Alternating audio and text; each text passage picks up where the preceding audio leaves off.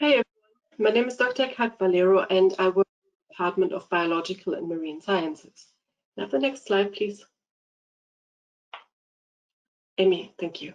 So our project is about new genomic markers for predicting lizard responses to climate change.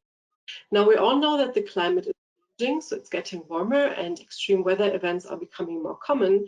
But the question is, how are organisms able to respond to that change? And there are different ways they can do that. So they can shift their distribution areas, or they can hibernate longer or shift their breeding seasons.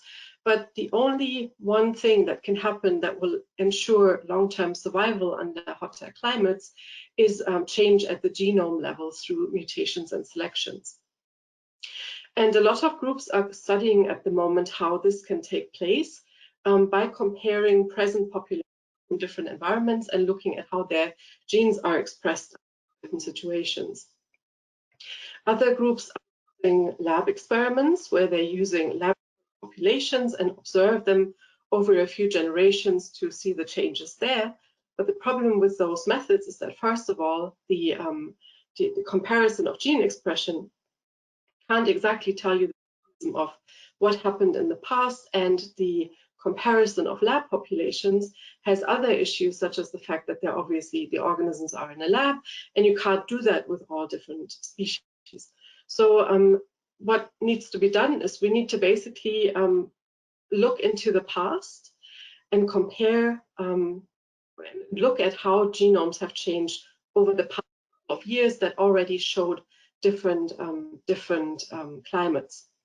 So if you look at the slide, you see our study species, that's the common lizard, Zotoca vivipara, and it has a polymorphic phenotype as well. So some are orange, some are yellow, and some are white.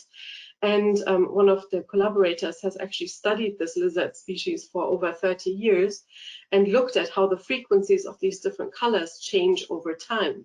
And luckily, as he was doing that, he was also collecting tissues. So we have the great opportunity here to look at the genomes of a population of these lizards over the time span of 20 to 30 years.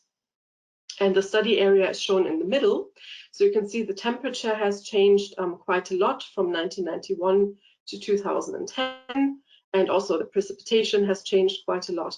And there were also a few heat waves. So the area that we're looking at is the Pyrenees in southern France.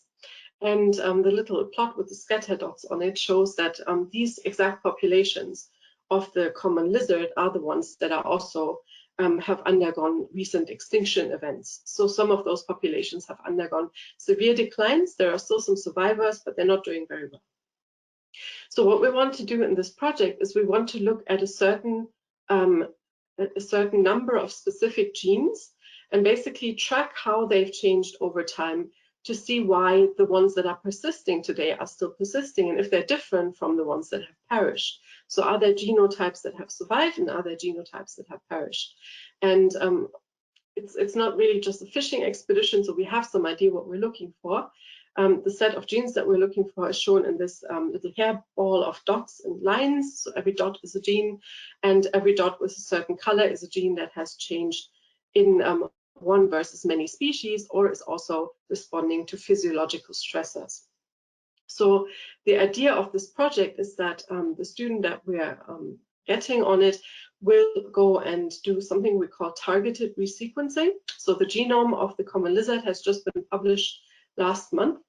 And now we can actually go and pick different parts of the genome that we find interesting and sequence them all in one go with next generation sequencing. And then also look at some other elements. Can I have the next slide, please?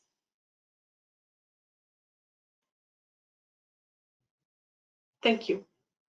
So the team consists of myself. So my group works on adaptation to environmental changes and stress response. So a lot of our students are working on different organisms, but studying similar parameters, which is future climate conditions. And Pedro is also from the University of Hull, and his lab is more biomedically focused, but he studies modification of proteins. So we're going to look at different sequences of the genome, but we're also going to be able to look at different modifications of protein over this 30-year period in the samples that we already have. And the interesting thing is that that's really not been done before. So that would be a new technique that you can help develop. A collaborator from Canada, Ken Story, is also looking at molecular changes at the protein level. So we're trying to basically connect the genome part and the protein part as these populations are adapting together. And then Barry Snervo from California is an expert in mathematics and evolutionary theory, and he's been studying these populations with respect to their throat color, and he wants to have some hypotheses tested that are basically saying that different throat color morphs also should be having different success adapting to this change in environment.